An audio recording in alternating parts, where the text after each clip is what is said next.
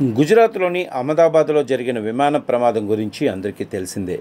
అహ్మదాబాద్లో ఉన్న సర్దార్ వల్లభాయ్ పటేల్ అంతర్జాతీయ విమానాశ్రయం నుంచి టేకాఫ్ తీసుకున్న కొద్ది నిమిషాలకే లండన్కి బయలుదేరిన విమానం కుప్పకూలిపోయింది. ఈ ప్రమాదంలో 241 మంది అక్కడికక్కడే మరణించారు. ఒక వ్యక్తి మాత్రం సురక్షితంగా ప్రాణాలతో బయటపడి హాస్పిటల్లో చికిత్స పొందుతున్నారు. ఎయిర్ ఇండియా బోయింగ్ విమానం AI-171 విమానం దాదాపు 265 మందిని బలి తీసుకుంది. ఇందులో 241 మంది ప్రయాణికులు కాగా ఫ్లైట్ సిబ్బంది, పైలట్తో పాటు విమానం పడిన కాలేజీకి చెందిన 24 మంది విద్యార్థులు మొత్తం కలిపి 265 మంది చనిపోయారు. దేశ చరిత్రలోనే కాదు, ప్రపంచ చరిత్రలోనే అతిపెద్ద విమానయాన విషాదాల్లో ఒకటిగా ఇది నిలిచింది. కాగా ఈ విమాన ప్రమాదంలో మరణించిన మృతులకు ఆల్రెడీ టాటా గ్రూప్ ఒక్కొక్కరికి ₹1,00,00,000 చొప్పున పరిహారం ప్రకటించింది. ఇదే మూమెంట్ లో ఎయిర్ ఇండియా ఫ్లైట్ ప్రమాదానికి ఇన్సూరెన్స్ ఎంత వస్తుంది అనే విషయం కూడా హాట్ టాపిక్ గా ట్రెండ్ అవుతుంది. దేశ విమానయాన చరిత్రలోనే అత్యంత ఖరీదైన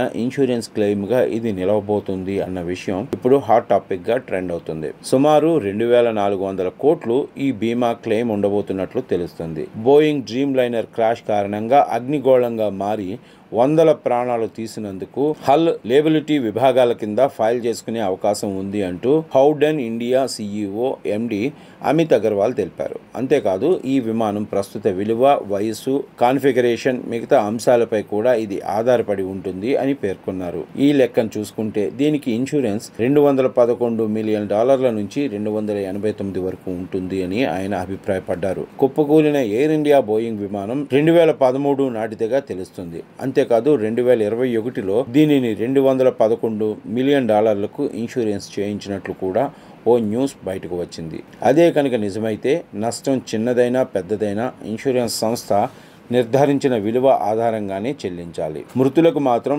1999 నాటి మాంట్రియల్ ఒప్పందం ఆధారంగానే పరిహారం నిర్ణయిస్తారు. ఒకవేళ ఇదే లెక్కన చూసుకుంటే మాత్రం ఒక్కో ప్రయాణికుడికి ₹1,40,00,000 పరిహారం అందుతుంది. అదే కాకుండా టాటా గ్రూప్ ఇప్పటికే ప్రయాణికులు అందరికీ ₹1,00,00,000 చొప్పున పరిహారం ప్రకటించింది. దీనికి ఇన్సూరెన్స్ పరిహారం అదనం. ఒకవేళ ఎయిర్లైన్స్ నిజంగా ఈ ప్రకారం బీమా క్లెయిమ్ చేసుకుంటే మాత్రం సుమారు 2,400 కోట్లకు పైగా ఇన్సూరెన్స్ వస్తుంది అంటూ పలువురు నిపుణులు కూడా అభిప్రాయపడుతున్నారు.